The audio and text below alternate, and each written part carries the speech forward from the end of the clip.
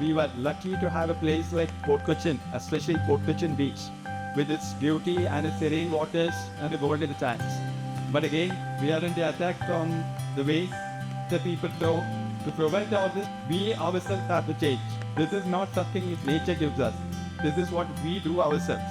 So every piece of waste, every piece of plastic which is thrown in the lawn or thrown in the water will degrade the environment, that's all. So I hope all the youngsters will change.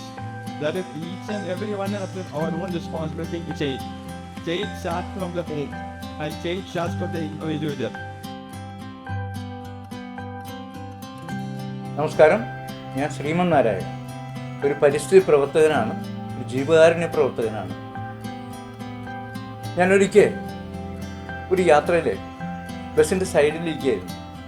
അപ്പോൾ ഒരു പക്ഷി താഴെ വീണ് പിടച്ച് എഴുന്നേക്കാൻ പറ്റാതെ വിഷമിക്കുന്ന കണ്ടു. അപ്പോൾ തൊട്ടടുത്തിരുന്ന ഒരു യാത്രക്കാരനോട് ചോദിച്ചു, എന്താ പക്ഷിക്ക് പറ്റിയത്? അപ്പോൾ ചോദിച്ചു കഴിഞ്ഞപ്പോൾ ഇത് പതിവായിട്ടുള്ളൊരു കാഴ്ചയാണ്. വേനൽ വന്നു കഴിഞ്ഞാൽ ജലാശയങ്ങളൊക്കെ വറ്റി പക്ഷികൾക്കൊക്കെ വെള്ളം കിട്ടാൻ ബുദ്ധിമുട്ട് വരും.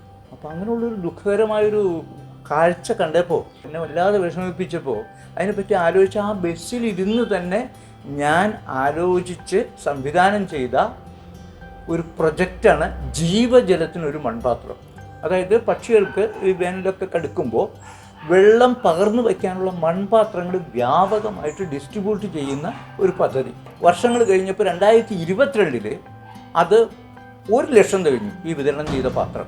ഇപ്പോൾ 2022 മാർച്ച് 27 87ാമത്തെ എപ്പിസോഡിൽ മൻ കി ബാത്തിൽ ഈ പ്രൊജക്റ്റിനെ കുറിച്ച് മോദിജി ഒരുപാട് വാചാലനായി, ഒരുപാട് സംസാരിച്ചു. 1,60,000 പാത്രങ്ങളോളം ഇതുവരെ അതിനുശേഷം ആകെ കൂടി വിതരണം ചെയ്ത് കഴിഞ്ഞു. എന്നെ കൊണ്ട് പ്രവർത്തിക്കാൻ കഴിയുന്ന അത്രയും കാലം ഈ പ്രൊജക്റ്റ് തുടർന്നുകൊണ്ടിരിക്കും.